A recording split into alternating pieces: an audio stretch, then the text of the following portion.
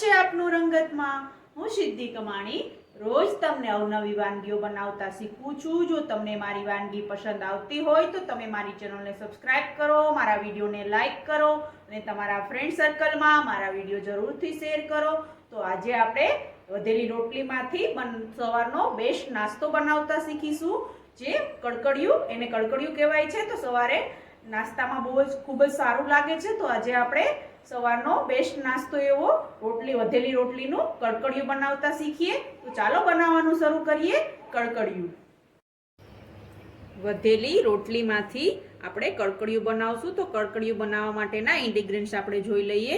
મેં અડધી ચમચી રાઈ લીધી છે, 1 મોટી ચમચી તેલ, અડધી ચમચી જીરું આખું, અડધી ચમચી નમક લીધું છે। નમક તમારા સ્વાદ મુજબ તમે વધારે ઓછું લઈ શકો છો, કારણ કે કડકડિયામાં થોડું નમક વધારે લેવાનું છે, એટલા માટે મેં 1 ચમચી લીધું છે। 1 ચમચી ધાણા જીરું પાવડર અને અડધી ચમચી હળદર લીધી છે અને 4 રોટી લીધી છે। જે ઠંડી રોટલી હોય તે લેવાની છે, જેનાથી કડકડિયું ખૂબ જ ટેસ્ટી બનશે અને ક્રિસ્પી બનશે। તો ચાલો આપણે બનાવવાનું શરૂ કરીએ। કડકડિયું રોટલીમાંથી કડકડિયું બનાવવા માટે આપણે પહેલાં રોટલીના ટુકડા કરવાના છે। તો હવે આપણે રોટલીના ટુકડા કરી લઈએ।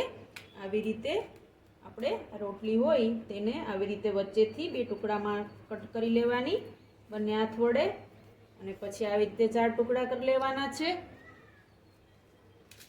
અને પછી આવી રીતે આમાંથી નાના નાના મીડિયમ સાઇઝના ટુકડા કરી અને પછી આપણે એક પ્લેટમાં રાખી દઈશું અને પછી આપણે એનો વઘાર કરીશું કડકડિયાનો। તો હવે આપણે બધી જ રોટલીના ટુકડા કરી લઈએ। આવી રીતે મીડિયમ સાઇઝના ટુકડા કરવાના, એટલે મસ્ત રીતે પાકે અને બધી જ મસાલો પણ વ્યવસ્થિત રીતે બધી રોટીમાં લાગી જાય, એટલા માટે આવી રીતે આપણે બધી રોટલીના ટુકડા કરી લેવાના છે। અને હવે આપણે કડકડિયું બનાવી લેશું।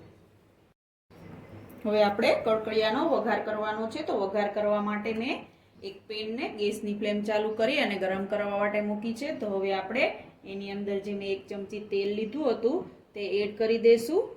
તેલ આમાં થોડું જ લેવાનું છે, તો જ એકદમ ક્રિસ્પી બનશે અને ટેસ્ટી બનશે। જો તમારે વધારે તેલનો યુઝ કરશો તો એકદમ ઓઇલી બનશે અને તમને ખાવાની પણ મજા નહીં આવે, એટલા માટે આપણે ઓછું જ તેલ વાપરી અને કડકડિયું બનાવવાનું છે, તો જ ટેસ્ટી લાગશે।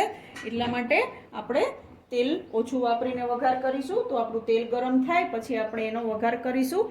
આ સવાર માટેનો બેસ્ટ નાસ્તો છે કડકડિયું। તમે ચા જોડે ખાશો તો ખૂબ જ ટેસ્ટી લાગશે, અને તમે પણ જ્યારે ઘરે બનાવતા હશો કડકડિયું, પણ હું જે બનાવું એવી રીતથી તમે બનાવશો તો એકદમ ક્રિસ્પી અને ટેસ્ટી કડકડિયું બનશે। અને કડકડિયાની અંદર આપણે ખાંડનો પણ ઉપયોગ નહીં કરવાનો, એટલા માટે કે એનાથી કડકડિયું એકદમ ક્રિસ્પી નહીં બનતું, સહેજ પોચું થાય છે અને ખાવાનો ટેસ્ટ પણ અલગ આવે છે, એટલા માટે। અને ચા જોડે ખાવાનું હોવાથી એમાં ખાંડ આપણે વાપરશું તો એનો ટેસ્ટ થોડો સ્વીટવાળો થઈ જશે, તો આપણને ખાવાની ટેસ્ટમાં મજા નહીં આવે, એટલા માટે આપણે ખાંડ વગર બનાવવાનું છે। અને જ્યારે પણ તમે કડકડિયું બનાવો ત્યારે તમારે એની અંદર લાલ મરચાંનો પણ ઉપયોગ નથી કરવાનો, તો પણ એ બળશે લાલ મરચું જ્યારે તમે એને પકાવશો ત્યારે, તો એનો ટેસ્ટ ચેન્જ થઈ જશે, એટલા માટે આપણે લાલ મરચાં વગર કડકડિયું બનાવવાનું છે। અને બાળકોને પણ ભાવે એટલા માટે બહુ જ, તો એમાં લાલ મરચું વાપર્યા વગર આપણે કડકડિયું બનાવીશું। તો હવે આપણું તેલ ગરમ થઈ ગયું છે, તો આપણે તેલની અંદર જે અડધી ચમચી મેં રાઈ લીધી હતી તે એડ કરી દઈશું। રાઈ સંતળાઈ જાય, રાઈ બધી સંતળાઈ જાય ને ફૂટી જાય પછી આપણે એની અંદર જીરું એડ કરવાનું છે। તો આપણી રાઈ સંતળાય પછી આપણે એની અંદર હવે જીરું એડ કરીશું। રાઈ અને જીરું સંતળાઈ જાય પછી આપણે વઘાર કરવાનો છે વ્યવસ્થિત રીતે। રાઈ જીરું સંતળાય પછી તમે પણ આ કડકડિયું હું બનાવું એ રીતથી ઘરે જરૂરથી ટ્રાય કરજો, તો એકદમ ક્રિસ્પી અને ટેસ્ટી બનશે અને બાળકોને ખૂબ જ ભાવશે, તમારા ઘરના સભ્યોને પણ ખૂબ જ ભાવશે। તો આપણી રાઈ અને જીરું એકદમ સંતળાઈ ગયા છે। તો હવે આપણે એની અંદર જે હળદર મેં લીધી હતી 1 ચમચી તે એડ કરીશું ને નમક એડ કરી દઈશું।